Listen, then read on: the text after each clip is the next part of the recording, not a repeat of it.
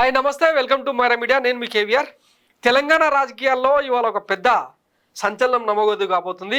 అదేంటంటే ప్రతిపక్ష నేత హోదాలో ఇప్పటిదాకా ఎక్కడ కూడా పెద్దగా జనంలో కలవని కేసీఆర్, అసెంబ్లీకి కూడా రాని కేసీఆర్ తిరిగి క్షేత్రంలోకి వెళ్లేందుకు కసరత్తు జరుగుతున్నట్టు తెలుస్తుంది.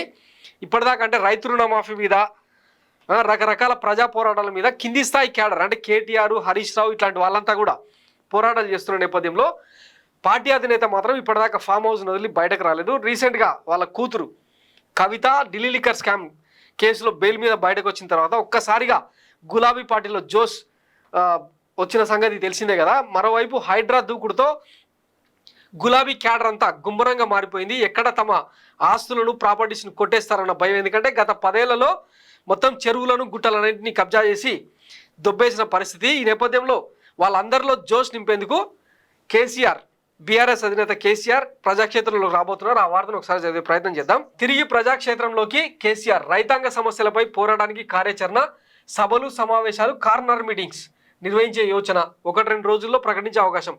లోక్సభ ఎన్నికల అనంతరం ఎర్రవల్లి నివాసానికి పరిమితమైన బీఆర్ఎస్ అధ్యక్షుడు మాజీ ముఖ్యమంత్రి కె చంద్రశేఖరరావు త్వరలో ప్రజాక్షేత్రంలో అడుగుపెట్టేలా కార్యాచరణకు పదును పెడుతున్నారు. రైతాంగం ఎదుర్కొంటున్న సమస్యల పరిష్కారానికి ప్రభుత్వంపై ఒత్తిడి పెంచేలా రాష్ట్రంలో పర్యటించాలని కేసీఆర్ భావిస్తున్నారు.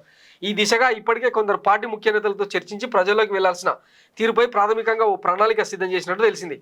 ఇదే అంశంపై మరోమారు పార్టీ నేతలతో మరింత లోతుగా చర్చించి 1-2 రోజుల్లో కార్యాచరణ ప్రకటించే అవకాశం ఉందని బీఆర్ఎస్ వర్గాలు వెల్లడించాయి. కాంగ్రెస్ ప్రభుత్వ వైఫల్యాలను ప్రజాక్షేత్రంలో ఎండగట్టేందుకు కేసీఆర్ ప్రత్యక్షంగా జనంలోకి వెళ్లాలని పార్టీ నేతలు సూచించినట్టు తెలుస్తోంది.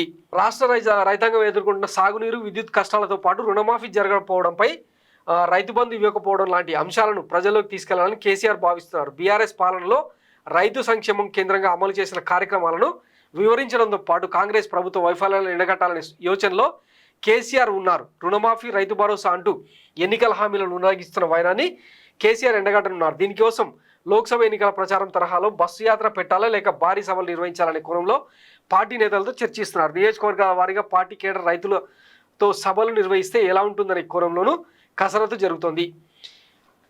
గులాబీ బాస్ ఏమో ఇట్లా ప్లాన్ చేస్తుంటే అమెరికా పర్యటనకేమో కేటీఆర్ వెళ్ళబోతున్నారు అనమాట. తర్వాత నిన్న ఫామ్ హౌస్కు రిలీజ్ అయిన బెయిల్ నుంచి విడుదలైన తన కూతురు కల్వకుంట్ల కవితను ఆత్మీయ ఆలింగనం చేసుకున్నారు. ఆమె ఈయన ఆశీర్వాదం కూడా తీసుకున్నది. దాంతో ఒక్కసారిగా పార్టీలో కూడా జోష్ వచ్చింది.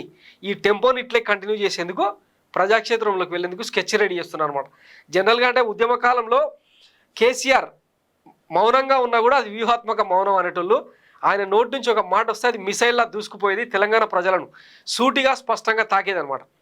అయితే 10 ఏళ్ళు రాజ్యాధికారం చేపట్టిన తర్వాత ఆయన మీద వచ్చిన అంతలేని వ్యతిరేకత, తర్వాత అవినీతి పాలనతో ప్రజలంతా ఆయనకు దూరమైన పరిస్థితి. ఇప్పుడు ఈ రాబోయే 4.5 ఏళ్లలో మళ్ళీ ఒకసారి ప్రజలకు కనుక దగ్గరైతే, ఇప్పుడు కాంగ్రెస్ రేవంత్ రెడ్డి సర్కార్ వైఫల్యాలను కనుక సూటిగా స్పష్టంగా ప్రజలకు చెప్పగలిగితే మళ్ళీ ఒకసారి ఆదరణ ఉండొచ్చు. గతంలో మనం మాట్లాడుకున్నాం కదా, డిఎంకే మాదిరి బీఆర్ఎస్ను కూడా రెడీ చేయబోతున్నారని చెప్పి కథనాలు వినిపిస్తున్న నేపథ్యంలో మరి కేసీఆర్ కార్యాచరణ ఎట్లా ఉండబోతుంది ఏందన్నది మళ్ళీ అంటే ఆ షెడ్యూల్ రిలీజ్ అయిన తర్వాత మాట్లాడుకుందాం. Thanks for watching Myra media. నేను మీ కేవీఆర్. Thank you.